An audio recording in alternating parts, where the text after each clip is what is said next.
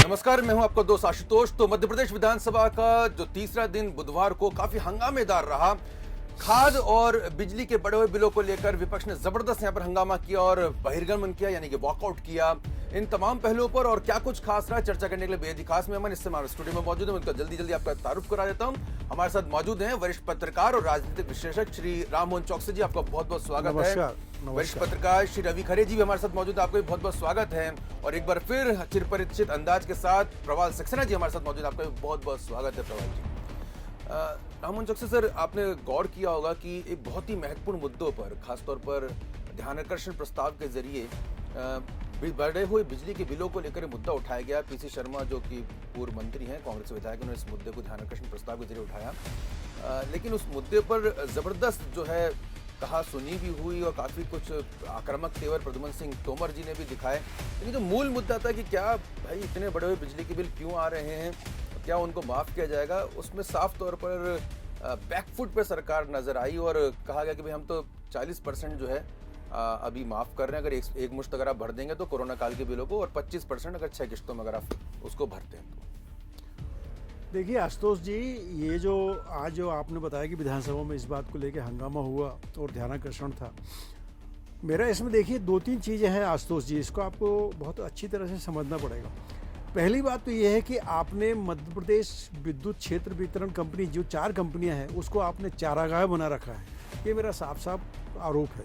आपने उसको चारागाह बना रखा है। आपने चारागाह इसलिए इस मायने में चारागाह है कि आप जो है, जो रिटायर्ड पर्सन होते हैं, जिनको आप अपनी तरफ से ओबलाइज करना चाहते हैं, उनको या तो डेपुटेशन पे लाते हैं या आप उसको मतलब प्रमोट करके वहाँ पर आप कर देते हैं ताकि वो आराम से अपना बैठ के अपनी चारा खाते रहें।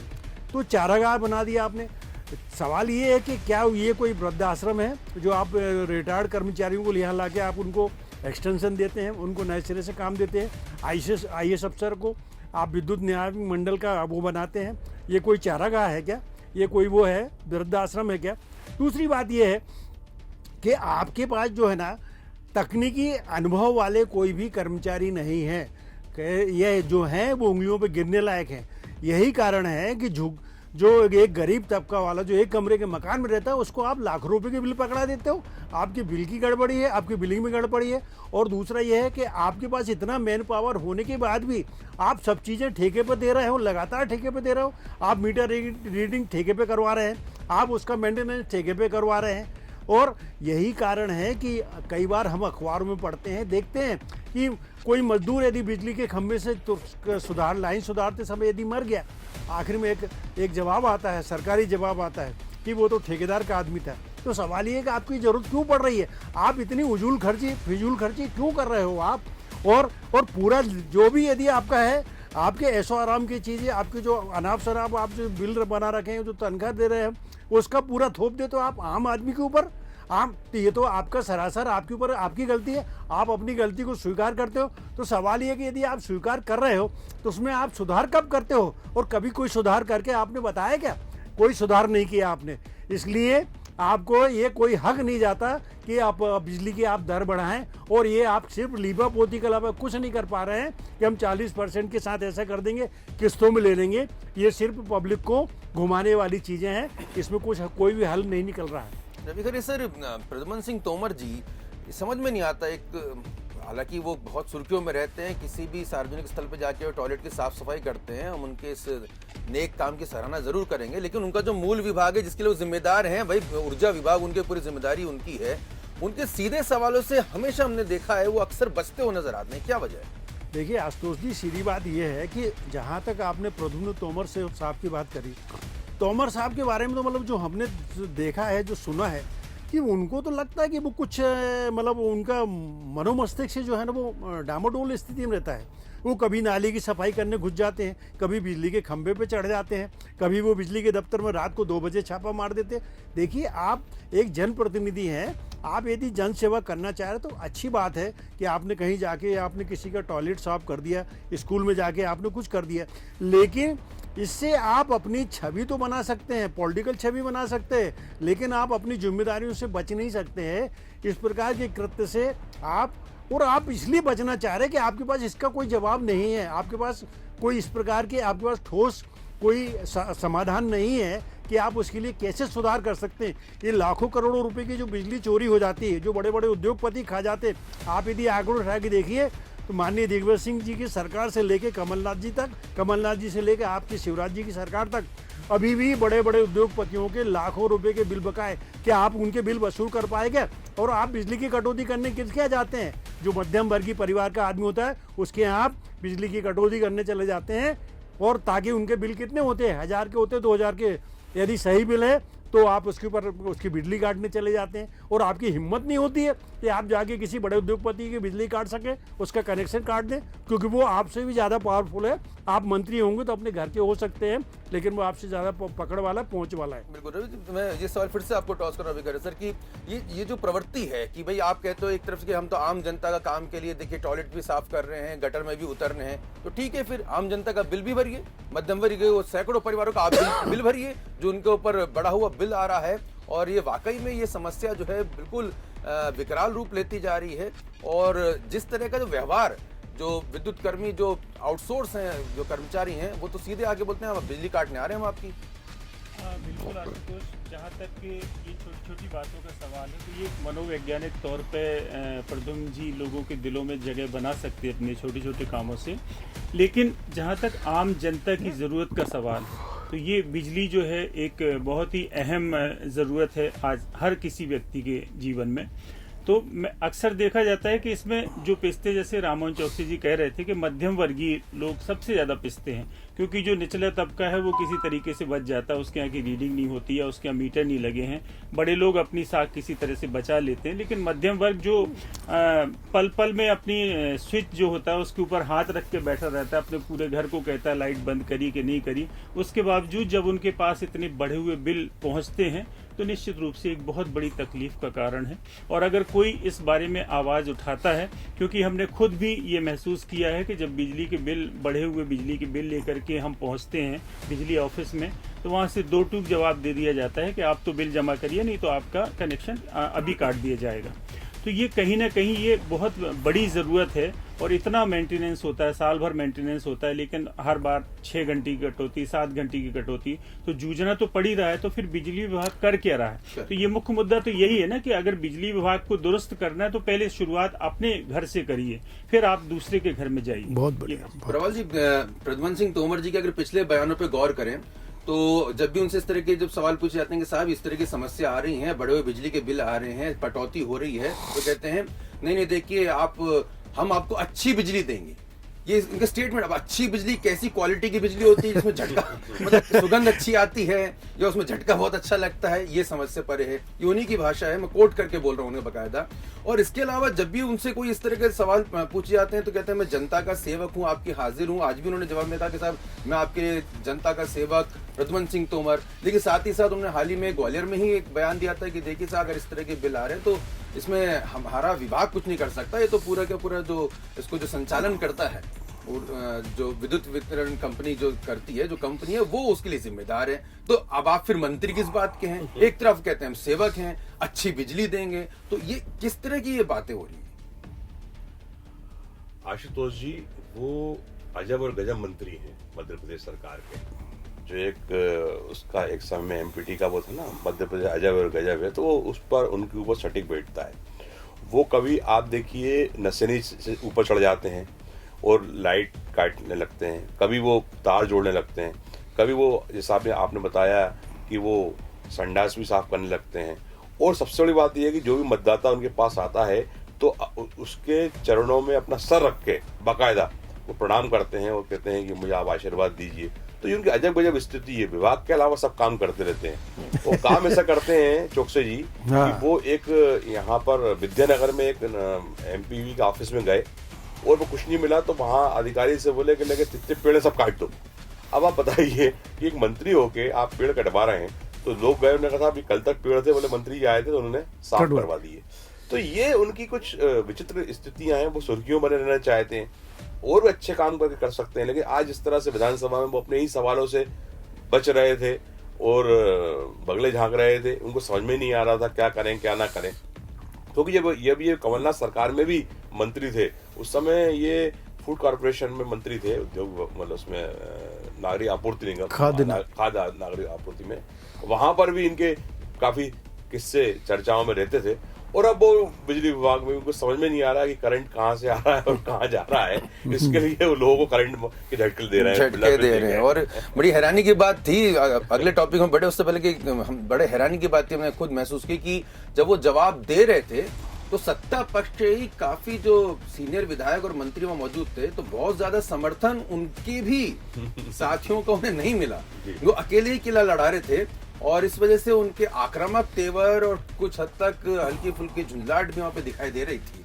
तो ये निश्चित तौर पर काबिले गौर की बात है और हो सकता है कि सत्ता के शीर्ष पे बैठे और उनको शायद ऐसा लग रहा हो कि आगे आने वाले समय में उनको झटके पड़ सकते हैं, तो उसका भी कहीं ना कहीं उनको ये पर्दे की पीछे की बात है। दूसरा एक महत्वपूर्ण विषय रामन चौकसी जी जो कि आज ही ध्यानाकर्षण प्रस्ताव में लाया, वो है डीएपी खाद और यूरिया की कमी। इसको लेकर भी ध्यानाकर्षण प्रस्ताव लगाया गया था विपक्ष के द्वारा। डॉक्टर गोविंद सिंह ने इस मुद्दे को उठाया और यहाँ भी हैरानी की बात ये सामने आई कि एक दिन पहले यानी कि मंगलवार को जो जवाब जीतू पटवारी कांग्रेस विधायक को कमल पटेल जी कृषि मंत्री द्वारा लिखित में दिया जाता है, उसके मुताबिक केंद्र से जितनी डीएपी खाद मंगाई गई थी उससे कम मात्रा में मध्य प्रदेश को उसकी सप्लाई होती है। ये बात खुद लिखित में स्वीकार किया जा चुका है। लेकिन आज जब कमल पटेल जी मध्य प्रदेश के कृषि मंत्री जब जवाब देने उतरते हैं तो वो कहते हैं कि नहीं साहब, हमने तो किसानों को भरपूर जो है खाद और यूरिया सप्लाई कर रखी और कोई कमी नहीं है, इस तरह का कोई हाहाकार की स्थिति नहीं है। और यही वजह रही रामन चौकसी जी की विपक्ष को वहां पर हमलावर होना पड़ा और बहिर्गमन भी करना पड़ा। तो ये किस तरह से आप इन जवाबों को और स्थिति को देख रहे हैं? देखिए आशुतोष जी, बहुत सीधी सी बात है, इसको ज़्यादा मतलब दिमाग लगाने की ज़रूरत नहीं है। सिंपल सी बात है कि सवाल ये है कि जब मतलब इसमें क्या है कि आपका जो तंत्र है वो तंत्र की कमजोरी ये है कि तंत्र उसको प्रॉपर वे में उसको मध्य प्रदेश के सभी जिलों में खाद की सप्लाई नहीं कर पा रहा, नंबर एक। नंबर दूसरी बात ये है कि इसमें सबसे बड़ा जो मुद्दा है जिस पे लोगों का ध्यान जाना चाहिए, ये कुल मिला के जमाखोरी का मामला है। और अभी आपने आशुतोष जी आपने भी अभी अखबार में पढ़ा होगा, देखा होगा, एक जगह छापा मारा गया तो वहाँ पर हजारों टन बोरी जो है वो नकली खाद की पाई गई। तो इसकी आड़ में बिचौलिए, जमाखोरी, मुनाफाखोरी, इस पे आपका ध्यान क्यों नहीं जाता? अच्छा, और रहा सवाल, यदि आपके पास कमी है तो आप एक जवाब दीजिए ना। आप सीधा जवाब दीजिए कि हमको केंद्र से इतनी कम मिल रही है इसलिए हम नहीं कर पा रहे, या रेलगाड़ी की रैक नहीं लग पा रही है, या हम ट्रांसपोर्ट नहीं कर पा रहे हैं। तो आप सीधे सीधे उसका जवाब दीजिए। आप जनता को केवल गुमराह करना चाहते हैं, जनता को केवल घुमाना चाहते हैं। और आपको मालूम है ये सत्र जो है 4 दिन का सत्र है, हमको केवल जवाब देना, उसके बाद जनता भी भूल जाएगी, विधानसभा का सत्र भी खत्म हो जाएगा, हम भी चैन से रजाई ओढ़ के सो जाएंगे। पब्लिक तो खैर आपको जो गाली बकना वो बकती रहेगी। किसान परेशान है, आप किसान की समस्या को समझो। और आशुतोष जी मैं और बता रहा हूँ आपको एक और चीज़, ये इससे जुड़ी हुई चीज़ है। मैं कई बार कहता हूँ कि ये जो अफसर हैं जो एसी कमरों में बैठते हैं, राज मंत्रालय में बैठते हैं, बल्लभ भवन में बैठते हैं, सतपुड़ा में बैठते हैं, विंध्याचल में बैठते हैं, इन्होंने कभी जाकर स्पॉट पे जाके ये देखने की कोशिश नहीं की है कि ये समस्या यहाँ पर है, हम इसका निदान करें।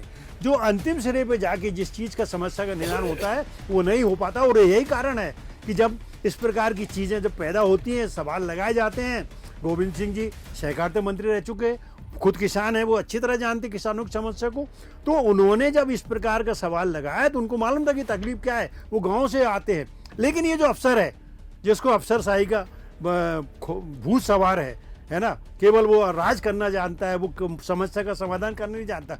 तो जब ऐसे सवाल लगते, गोविंद सिंह जैसा आदमी पूछता है तो जवाब कुछ मिल नहीं पाता, तो मंत्री जी को अपने मुंह छुपा के या दाएं बाएं होके उनको जवाब देना पड़ता है। और और उनकी भाई तो होती नहीं है इस चीज़ को लेके, तो जो अलग हो जाती है।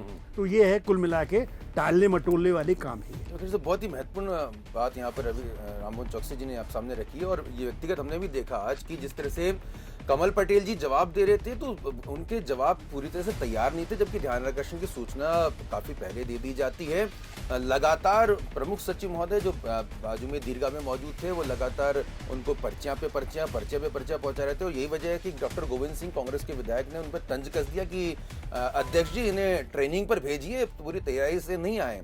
और वो झुंझलाहट भी वहाँ दिखाई दे रही थी। तो इतने महत्वपूर्ण मुद्दे पर जहाँ पर पूरे जो किसान हैं वो परेशान हैं, सड़कों पर हैं, खाद की बोरियां लूटी जा रही हैं, इतने महत्वपूर्ण प्रश्न के ध्यानाकर्षण प्रस्ताव पर ये तैयारियों का ना होना, ये किस और इशारा करता है रवि खरे सर? देखिए आशुतोष, ये मैं तो यही कहूँगा कि ये शिवराज जी की और कंवल पटेल जी की खुशकिस्मती है कि मध्य प्रदेश का किसान उनको इस तरह से रिएक्ट नहीं कर रहा है जो देश के किसानों ने किया, और प्रधानमंत्री मोदी जी को और पूरी कैबिनेट को पीछे हटना पड़ा, उनको उनके आंदोलन के सामने झुकना पड़ा। तो ये कहीं ना कहीं इनके लिए एक खुशी की बात हो सकती है, लेकिन अगर ये ध्यान नहीं देंगे तो कब तक किसान उसको इनको बचा के रखेंगे या कब तक इनके समर्थन में चलेंगे। आज किसानों की समस्या किसी से छुपी नहीं। एक तो प्रकृति का हमेशा मार रहती है, कभी पानी बरस रहा है, कभी एकदम ज़्यादा ठंड हो जाती। इसके बावजूद अगर आपको पर्याप्त मात्रा में यूरिया खाद नहीं मिल पा रही है तो ये किसानों के लिए एक बहुत बड़ा संकट है। और सिर्फ किसानों के लिए नहीं, क्योंकि अगर उनके यहाँ पैदावार नहीं होगी तो वो सारा जो फर्क है वो आम आदमी पे पड़ता है। आप टमाटर के भाव एक बार 80 रुपये पहुँचते तो हाहाकार पूरे देश में मच जाता है। तो ये सब चीज़ें बहुत ज़रूरी है देखना कि आप किसान मित्र बनाएं, जो और किसान मित्र ऐसे नहीं हो कि जो सिर्फ आपको सिर्फ बाजीगरी का खेल खेलें। ऐसे लोग होना चाहिए जो वाकई उस क्षेत्र के हों और उस क्षेत्र में देखें कि हाँ यहाँ पे ज़रूरत है और उसको सरकार तक पहुँचाएं, सरकार उनकी ज़रूरतें पूरी करे, कैसे भी पूरी करे, क्योंकि किसान हमारा अन्नदाता है और उसके लिए हमें सोचना बहुत ज़रूरी है। एक सरकार पूरी तरह से किसानों पर 60-70% किसानों पर टिकी होती है, इसलिए ये इनको बहुत आगे बढ़ के सोचना पड़ेगा। बिल्कुल प्रबल जी, ये नकली खाद बीज को लेकर कमल पटेल जी लगातार बड़े बड़े बयान दे रहे हैं, लेकिन जब उनसे पूछा गया कि आपने कितनों पर कार्रवाई की तो वो गिनती के बताते हैं।